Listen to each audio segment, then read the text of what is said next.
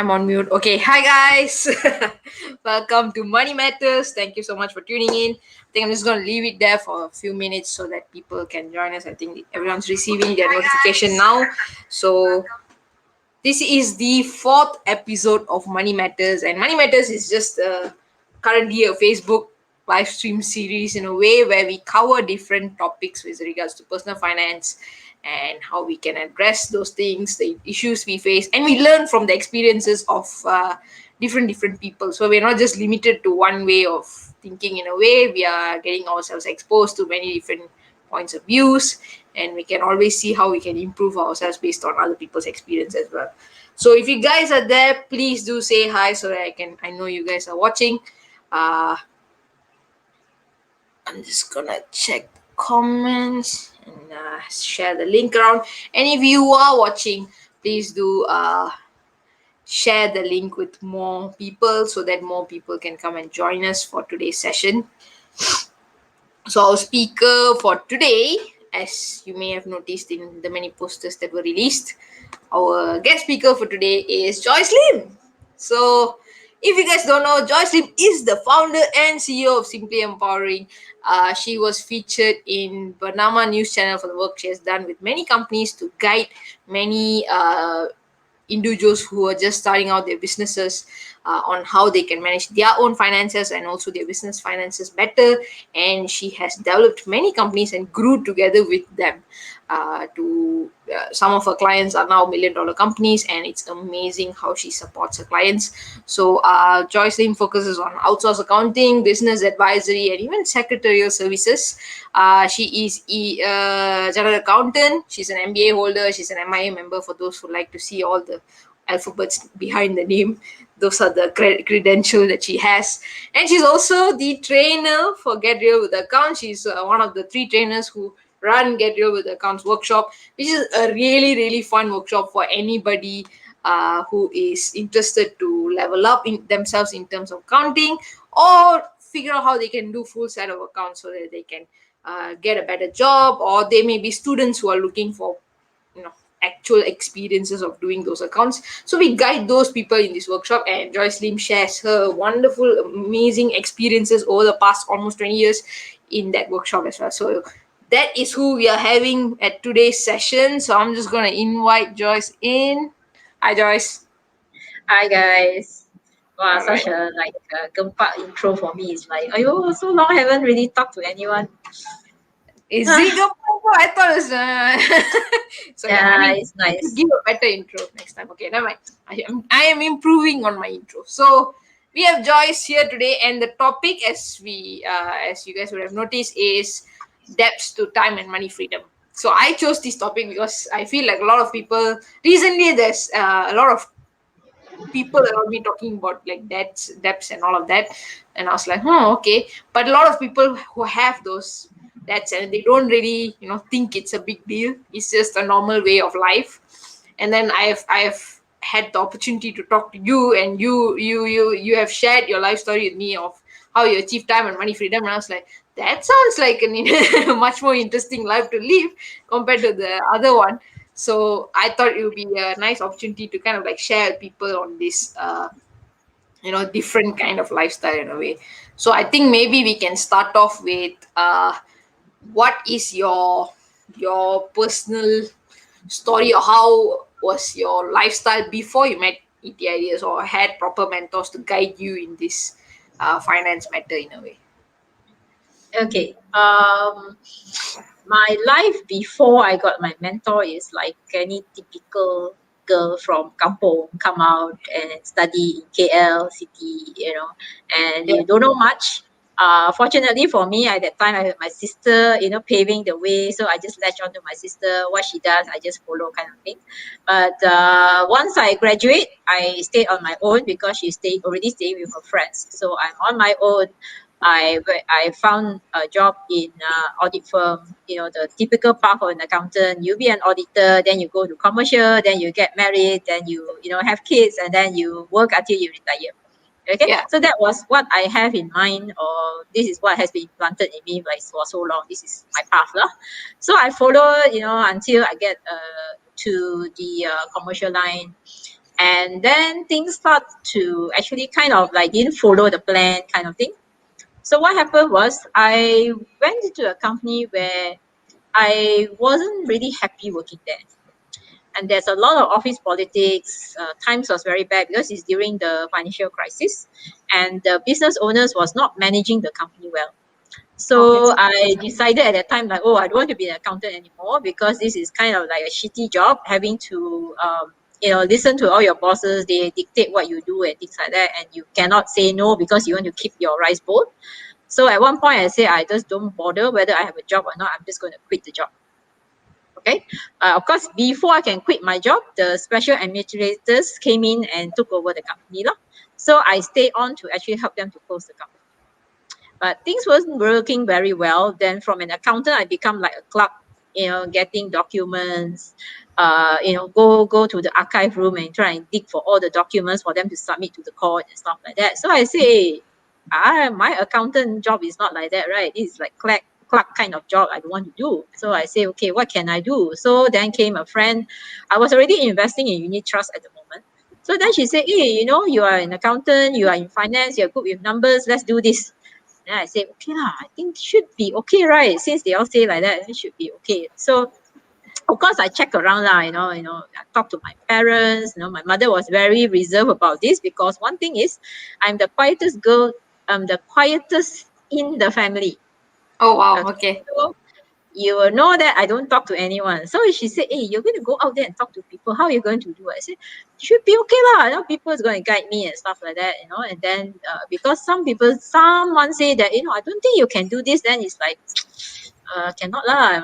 I must at least show a bit that I can do, right? So I decided, okay, I don't care what other people say. I want to just do this. Okay. So when I went in, things was okay because in the first go into something like this, you can rely on your friends. Okay, you talk to your friends. Oh, okay, and they can start investing with you and things like that. So for the first 1 year was fine in a sense. Then after that, you need to go and talk to strangers. Of course, they are people guiding you in marketing, right? But somehow the way they motivate, the way they guide, it doesn't seem to suit me. Okay, because I have seen people who came in the same industry as me. They also have no marketing experience, but with the seniors guidance, they managed to do very well in the industry. And somehow I don't seems to fit in that. Maybe because I don't quite fancy that kind of thing, where it's like you keep asking people to buy stuff because I don't know how to manage it in other ways. So it's like, oh, things started to go down the hill kind of thing, and then no income coming in. So as you know, no income, you got expenses. What happens to your finances, right? Right? Okay. Or in the same way, like you spend more than you earn, you know what will happen to your finances eventually lah. So what Yeah. happened was my savings was still there, but it was like you'll be very worried, how long it will last me. So what I did was I actually put my housing loan to be paid off by my EPF at that time by installment. So it's like, okay, I don't need to worry about it. But you still need to live. You still need to pay for your food. You still need to pay for your petrol, toll, all those other things. And because I stay in a condo, you have the maintenance fees, you have the quick rent assessment, everything that you need to pay. Okay. So eventually, it's not a very good life because it's like you keep thinking like, oh, what am I going to do kind of thing. And then eventually when you got used to not doing anything, it become your norm. So you just sit at home, don't do anything. Although it's like doesn't make sense when you look back at it, but that was how I was lah. So it's like very miserable kind of thing. You don't go out because you're scared to meet your friends, telling them that I don't have a job or I don't have income and stuff like that is not what I want to tell my friends. So it's like you just stay on your own. You live on minimal budget. Okay, so that's my life. And then of course I would say the mental torture of it actually affected my health lah, because later part I didn't take care of my health kind of thing lah. Okay, so that was my life before I met Question. my mentor. I've got a question. So you mentioned like how that at one there's two parts to the story, right? You had actually lost your job because of the company going into administration and all of that, and I feel like that is a scenario that a lot of people are facing now. Mm-hmm. Yours was back in the last financial crisis in 2008. Yeah. So now a lot of people it is in a way COVID's financial crisis, and Yeah. then a Yes. lot of Yes. people are going through that same scenario. So what would you, like, tell people in terms of handling that situation? What would you advise people, or what part of Okay. your experience that you learn from that you can share with people in a way? I guess in terms of that, first is like I didn't go out looking for mentors because I wasn't aware these kind of things are available out there. So I went looking for a job first. And I guess at that time, if I had been more diligent and say, just take whatever is there, I would have found a job and I would have continued my life as it is. Okay. But something actually happened, and then this part of my journey actually started and stuff like that. So looking back, I really do not know. It could be that I am supposed to go through this so that later I can talk about my experience. Okay. Um, I guess for some people, you can always look for a different job. But if you have something that you actually wanted to do, I think at this point of time, you can actually try out new things. All right. Because after I met my mentor, he was actually getting me to try out new things. Because, like I said, I don't want to be an accountant, right? But now Yeah, I'm actually an accountant, but providing my service in a different way. Because I never thought of doing it that way, you see. So with my mentor around, it's like, okay, you are good at accounts, all right? Don't let go of that. But it's just that you provide it in a way which is good for you, in the sense that at the beginning, the choices of clients are not much lah. You take whatever you have lah. But at this point of time, if certain clients that I feel that I don't want to deal with, I can actually exit the job, because at this point of time, I have a choice whether I want to accept certain clients or not. mm. Okay. But at that time, really don't have anything. But I guess if, let's say, at that time I had a mentor tell me, hey, why not you do outsource? When you do outsource, you have less of chance, or less restricted lah, in a way, by the management, because you are outsourced, you can exit anytime, correct? Whereas you are employed, you are always like, I need to take care of the management, what the management wants and things like that. So I think, yes. I think one thing I personally noticed right now when you're sharing is that a lot of us, when those kind of big crises happen, we are very emotional at that point in time. We are not really thinking things through and really seeing whether there are other options. We just jump into the next available thing. Some people, they jump into try to find another job, or like Yes. for yourself at that point in time, you went into unit trust because your friend Mm, recommended it, which is mm. what a lot of people are doing now as well. There's like a lot Yes. of and this. and there are people who went into MLM, Yep. putting in the money, thinking that that's the way to go. But fortunately for me, I didn't put in so much money in those kind of things like in the beginning. Okay, because I was looking for a way. I don't want to be an accountant anymore. I need to look for other alternatives. Yeah. So there are things that at least I was a little bit level headed. When they say put in 30,000, I say I don't think I want to put in 30,000 kind of thing. So I say Yeah. never mind, I take the slow path and stuff like that lah. So these are the things, I guess, is like you need to start thinking what you want to do. That's one. And if I know then what I know now, I would also set a goal of what type of job do I want, what type of career do I want, and things like that. Setting this end goal thing that will enable me to go into a career or a job that is more suitable for me, kind of thing lah. Mm. So that would be my advice on that lah. Mm, Okay. So a few people are saying hi to us, so I shall. Hi yeah, who's that? Kofi, hi Risha, hi Lalita, hi Oh, Shasha. Thank you Lalita so is much here. for Wow, watching, nice. guys. So if you Very are nice. watching, just like the live stream and also share so that other people can also learn from Joyce's experiences as well. So you were also saying like how you were putting in your expenses, like your house loan went into. Oh, there's already a question. Okay, never mind. Maybe I should just Let's take go with that. the Is question. it important for a youngster to be aware about debts? If yes, how to start being aware of it and avoid falling into the getting debts? That's a very good question because That's a that's when very it good all question. starts. Yeah. So, well, in my case, I got into debts because there's no income and I need to survive. So I go and get debts. I mean, I got loans from credit cards. So I got personal loan, I got credit card loans and stuff like that, because it's more for a survival kind of thing. Okay. So one of the things that you need to be aware of, debts are like, it will be there, as in that when you go in, it's a commitment for you to pay off lah, basically. right? But if you incur it because of yourself, I think it's fine. I have met people who incur it because of someone else. All right, because their relative is saying, oh, I need to buy a car, but my credit rating not so good. Can you help me to get this car? So they sign their name, and the relative never pay per installment. Then you end up getting a letter from the bank telling you, since you are the guarantor or since you are the owner, can you please pay the installment? If not, you'll be blacklisted. That's one. Mm. I've encountered people who actually their family members go into business and they need funds. So they cash out from their credit card or they took a personal loan to fund that business, which they have no interest in.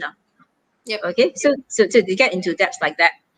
And some, I think sometimes it's like some people need some funds and I do not know how their scenario is. Some because I feel some, for me it's like one time my housemate asked me for money, and because I don't really feel like giving, right? It's a very small amount, it's only about 1,000 like that, I don't feel like giving, but I don't know how to tell her no. So I grudgingly give lah, okay lah, this one so I keep like, I don't know when she's going to pay, so I'll be very anxious about it. Is she going to pay? How am I going to ask her for payment and stuff like that? So of course, when you are so scared they don't pay it, naturally what happens is what you expect will turn up lah. So she slowed down on the payment. It's like, this one cannot pay back lah. Can I stretch it to next month? Yeah. Okay, so it's like, okay, so you tahan lah, until you get back. The next round she asked me, I already say, no, sorry, I can't give you any money. Although I Yeah. do have the money, I because think I I think feel the like, other one is like, if especially youngsters, right? What I'm noticing is a lot of them are getting into one, student loan debts, and also car loans, because they are getting into it without even knowing that they are getting into it. I'm one good example. Like when I got my first car, I just mm, followed whatever my parents said. But at that point, I wasn't clearly thinking like, oh, okay, I'm getting a car, so that means in the next 5 years, I there's a actually have to pay this. commitment. Yes. And it never But really, I never really cared about those things. I just said like, oh, car, yes, good idea. yes, good And to idea. think, But the thing is about the loan, like a study loan or something like that, is something for your future, right? yep, So I feel that is something that you need to take is fine, but you must have a plan how you want, or you must have this thought that you want to actually pay it off. All or right. like So actually study things you like to study, right? Because a lot of at them least you go into study is loans at least without, it's worth it, right? yes, Correct or not? At least it's worth the money or worth the time that you put in there, things like that. Or you can be someone like Ramya, one of my client also. She got a PTPT and loan, and she makes sure that her grades are so well that she don't need to pay back the loan because it's turned into a scholarship. yep, So in a way, like students can be aware of this thing that you are getting into a loan, but some can actually start earning when they are studying. One of my friends actually did that because she had to self-fund her things, you see. So she actually was working. She was like writing articles for some newspaper and stuff like that. At that time got newspaper lah. So she was doing all those things. Whereas yep, I was just like enjoying my uni life, doing nothing. Well, my parents was funding it. So you don't need to get a loan. I did try to get a loan, but it was a very small amount, and then it was quickly finished. I mean, I managed to pay off. So I guess it's like, if a youngster, you must be aware that it is a commitment for you to pay off the thing. Okay, make sure when you go into that kind of loan is for something that is beneficial for you. Okay, and it's worthwhile getting into it. If yep. not, it's as much as possible that you delay the thing. Like that time, I actually delayed getting a house because for me it's a very big commitment. I get my house means, at that time I was thinking, I get my house means what? I cannot travel anywhere because I'll be paying the installment. So I don't have savings to go and let me travel. So it's like between a house and travel, what do you want? So at that time, I resisted for like, I think most people after they graduate, 2-3 years, they will actually get a house. I actually waited another like 5-6 years before I got my place. Okay, because I have this thing like, I buy a house means I cannot go anywhere already. I'll be stuck because I need to pay off this thing. So you must be aware of it, I guess. Mm. That this is a commitment. Um, But also on this part, right, is don't be afraid to get into that commitment. Yep. It may be strange when you say that, it's like I already in debts. Why do you want to be in debts? This is something which from my mentor side.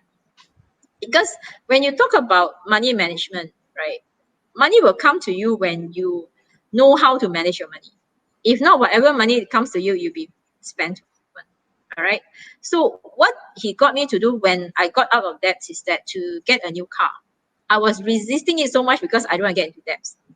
You just got out of loans and things like that, right? And then suddenly you need to get a car loan. It's like another commitment. Do I want to do this or not? So I say that no. I resisted for so long until I actually sold my house. And he said, you have some cash here as deposit. You put the deposit, and then you focus on your work, you focus on your career, and you can actually pay this off.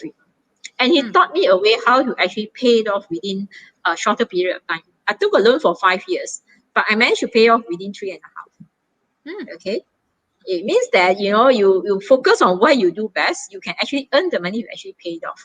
So don't be afraid to take this in, because there is a lesson there, meaning like because you want to pay off, you need to earn more. So you will focus more on your career or what you do, and you get better and better at it, correct? But if you never actually took the loan and you are very complacent, then you will always be stagnant. You'll be where you are. So then it's like, oh, okay, that's how it works. After it is done, then only I realize, oh, that's how it actually works. So now it's like he tell me, go and change car. Okay, change car. Although I don't see the need, but I might change car. There must be something that I need to learn from that.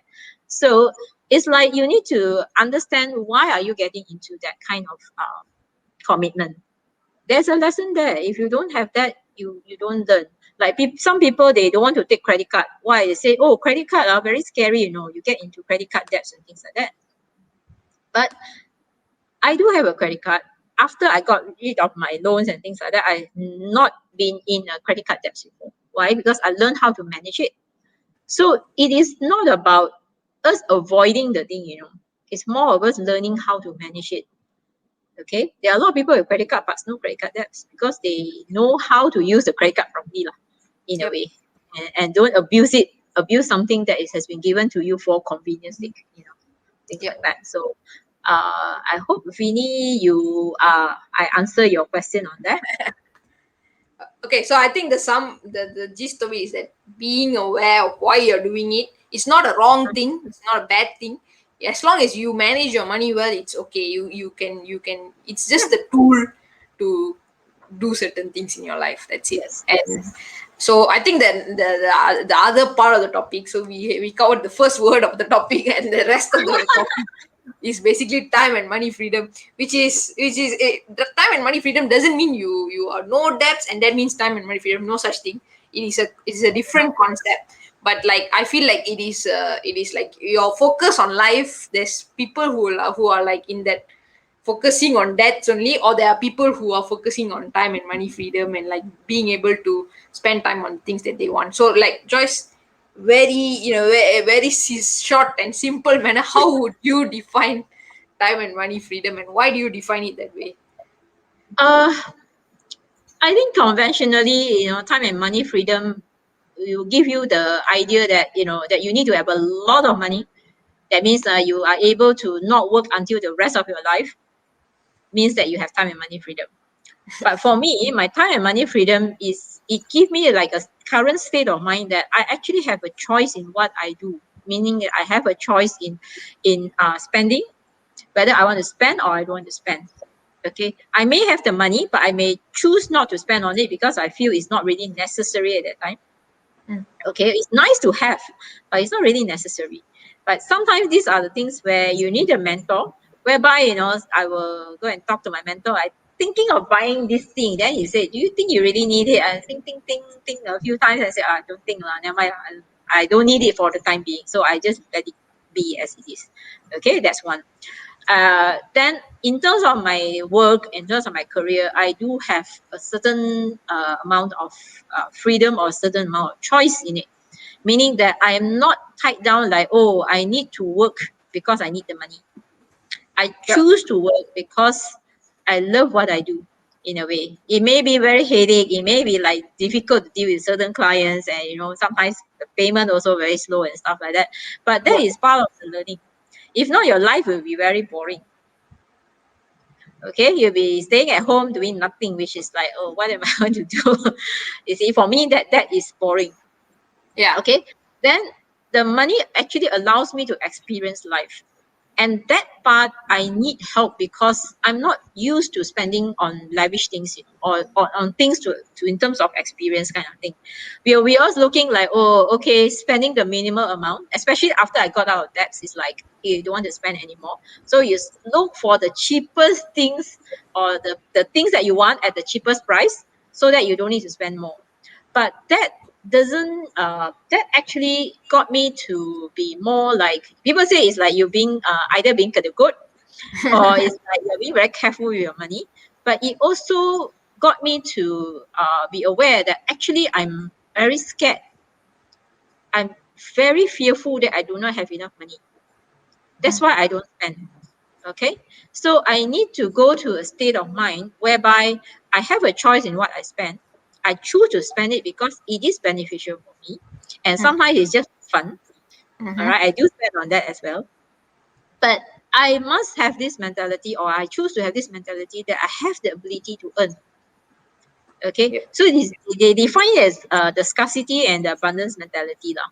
So your ability to earn, the ability that to think that the money will come if I work on what I do. The money will not come if you just sit there and do nothing. All Yeah. right, that is something that you must be aware of. So you must be continuing doing something that to earn the money. Okay, I do have my reserve, but I still do that because I feel that one is very more fulfilling. That life is more fulfilling in that way, Mm-hmm. and because also one of the things that I did was I also got involved in developing youngsters. So it's a little challenging because of sometimes it's also because of the generation gap kind of thing. But Yeah. you I also think need it's challenging. to start. It's very challenging. It's very challenging. Okay, what they think, what they like is so totally different from what I think I like. So it's like, okay, understand that. Okay, so uh, really, okay, they do things which I don't understand, and it's like, okay, and especially when your background is also very different, right? So it's Yeah. like, okay, how do I get this thing done? Okay, learn how to Choices roast of me, guys. Take sorry. it. You know, just say this is your chance to roast me.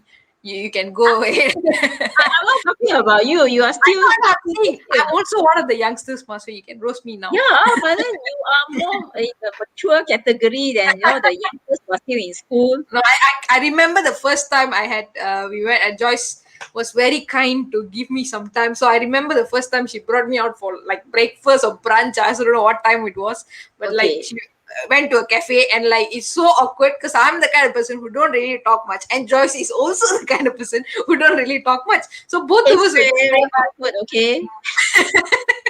Both of but us now are sitting it's there, fun. it's like thinking what to talk about and stuff like that. So it's not easy, but it's also kind of like fulfilling in a way. Like when you see them grow, see them doing amazing things, it's like you feel like, wow, it's so nice to be younger and trying all these things and stuff like that lah. That's one thing.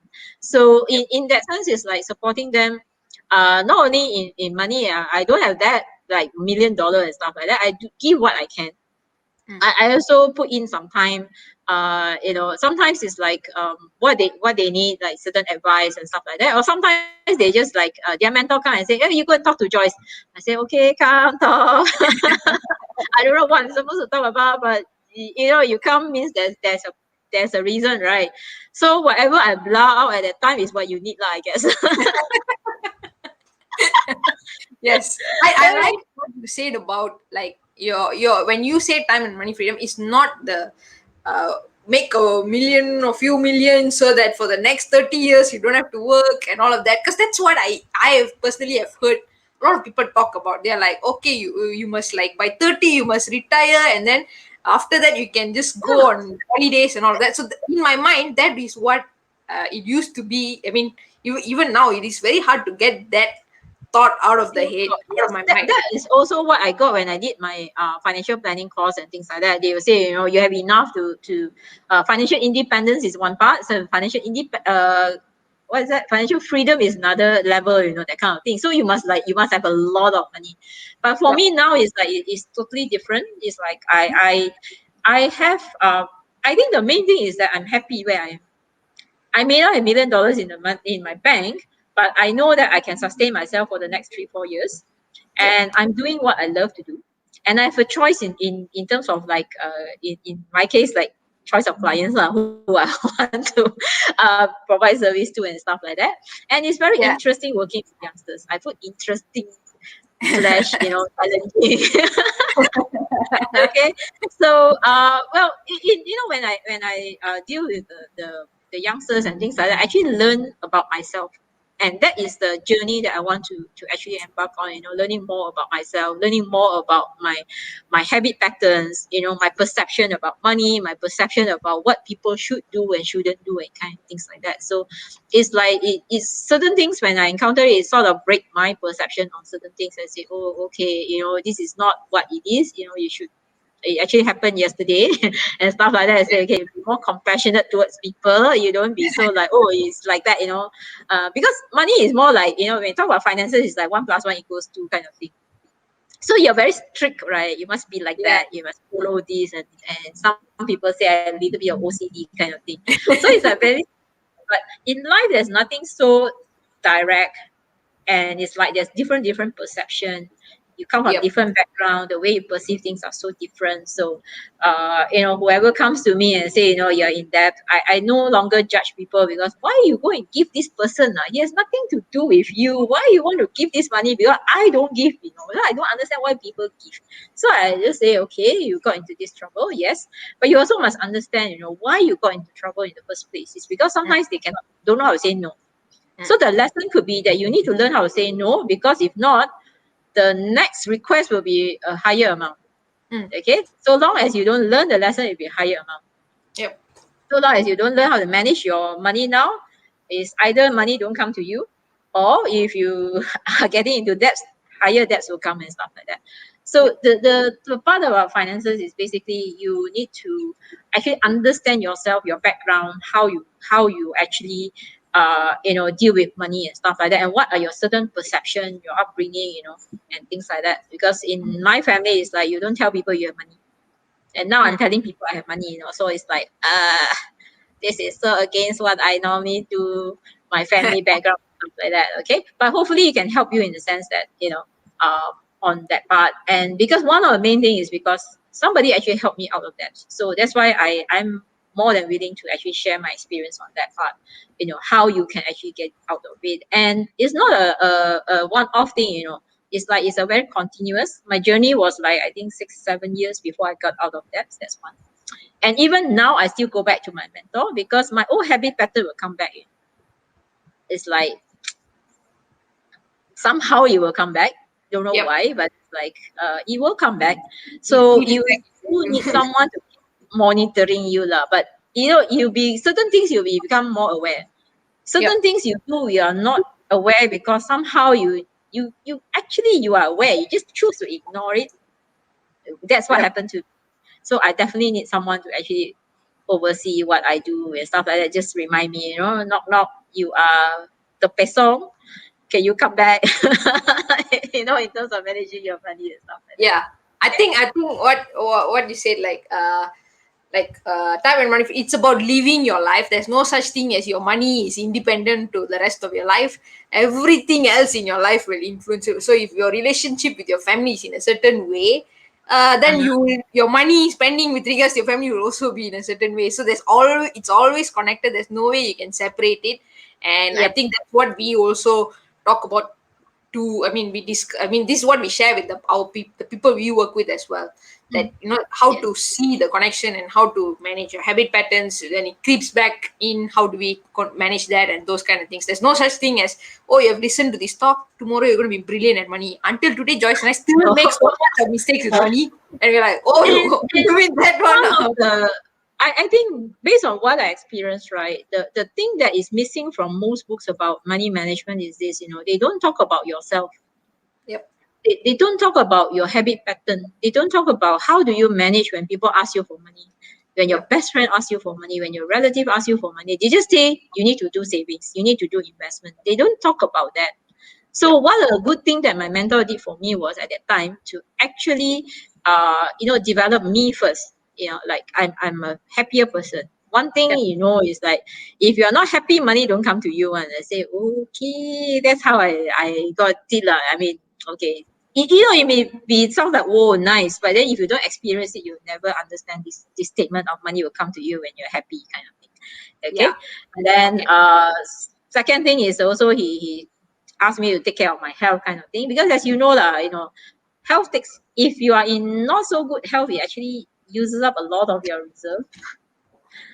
Okay, so if you can take care of your health, it's actually helping you in keeping your money in savings up and things like that. So, Yep. and the third thing that he did for me actually is to actually guide me to actually give back to society and things like that. Because in the thing that we believe in is that what goes around comes around. So, you give back in wherever you can without expectation, good things will come to you. It may not be monetary, but in a way, it's like my friends see me after so many years. They say, "Hey, you are so much happier compared to like 6, 7 years back and stuff like that." So I think that is the biggest achievement compared to the money that I have.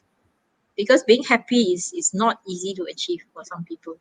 So yeah, that's what I think Okay. would like to So share. I Yeah. think we are way off our time. Not way off. We are like 3 minutes off our Yeah. time. So that was Josh's sharing. Thank you so much, guys, for those who commented and asked questions. And Pavina said, "Good bitter truth to swallow," which is so true. Most of this money matter session, it has some bitter truth that all of us need to swallow, but it's fine.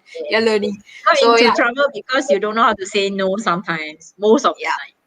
Yeah. Okay. So we will be back again. I don't know when it's going to be the next episode because we are prepping for our upcoming conference. Ah, So yeah.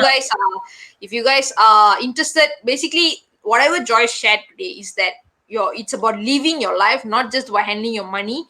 So we are actually having a workshop in March, which is called Just Starting Out in Life, but already in depth. It's not just for people who are just starting out in life, but like if you're within that age range, this is something you will benefit from because we are going to be talking about how to set those mindsets in place. Like it's not just about like achieving time and money freedom or financial freedom or all of that, but like really sorting out your life. So you will, it is a 2.5 day program.